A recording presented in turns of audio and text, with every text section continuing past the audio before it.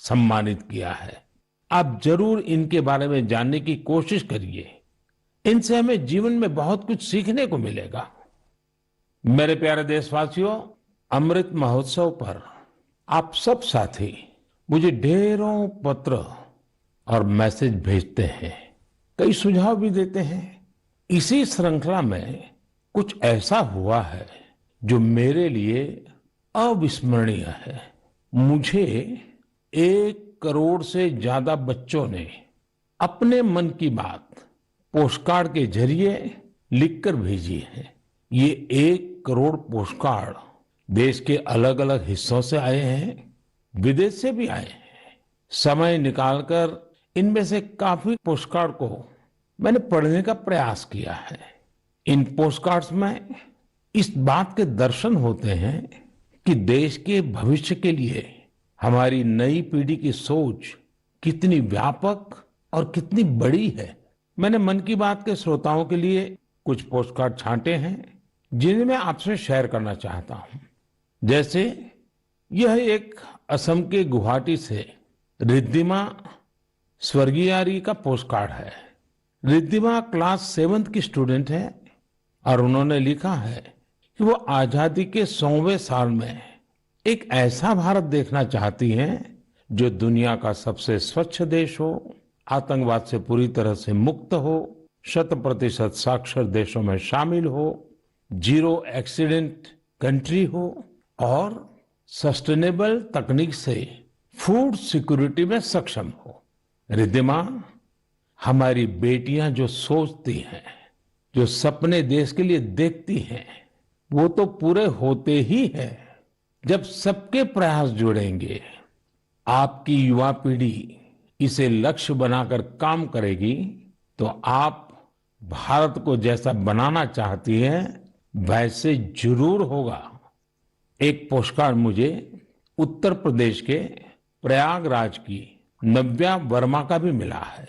नव्या ने लिखा है कि उनका सपना 2047 में ऐसे भारत का है जहां सभी को सम्मानपूर्ण जीवन मिले, जहां किसान समृद्ध हो और भ्रष्टाचार न हो।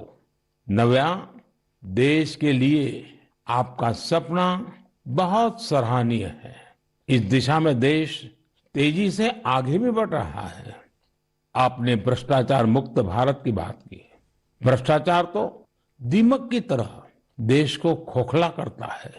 उससे मुक्ति के लिए 2047 का इंतजार क्यों? ये काम हम सभी देशवासियों को, आज की युवा पीढ़ी को मिलकर करना है, जल्द से जल्द करना है। और इसके लिए बहुत जरूरी है कि हम अपने कर्तव्यों को प्राथमिकता दें।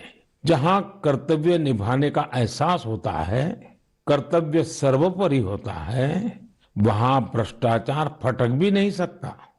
साथियों, एक और पोस्टकार्ड मेरे सामने है चेन्नई से मोहम्मद इब्राहिम का। इब्राहिम 2047 में भारत को रक्षा के क्षेत्र में एक बड़ी ताकत के रूप में देखना चाहते हैं।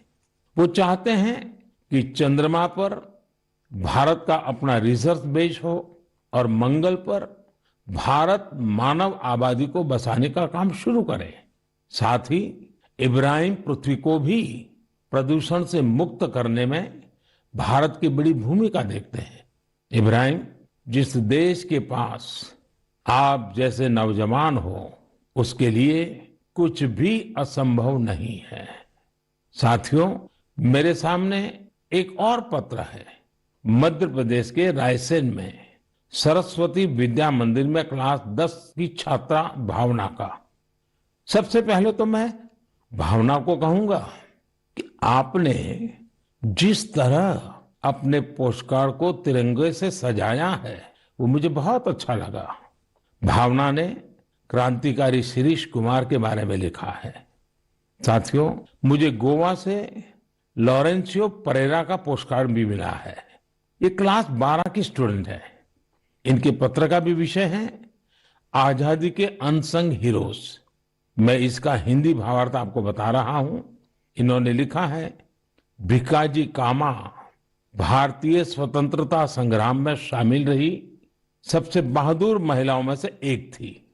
उन्होंने बेटियों को सशक्त करने के लिए देश विदेश में बहुत से अभियान चलाए, अनेक प्रदर्शनियां लगाई। निश्चित तौर पर भीकाजी कामा स्वाधीनता आंदोलन की सबसे जाबाज महिलाओं में से एक थी। 1907 में उन्होंने जर्मनी में तिरंगा फहराया था। इस तिरंगे को डिजाइन करने में जिस व्यक्ति ने उनका साथ दिया था वो थे श्री श्यामजी कृष्ण वर्मा। श्री श्यामजी कृष्ण वर्मा जी का निधन 1930 में जेनेवा में हुआ था। उनकी अंतिम इच्छा थी कि भारत की आजादी के बाद उनकी अस्थियां भारत लाई जाए। वैसे तो 1947 में आजादी के दूसरे ही दिन उनकी अस्थियां भारत वापस लानी चाहिए थी, लेकिन ये काम नहीं हुआ।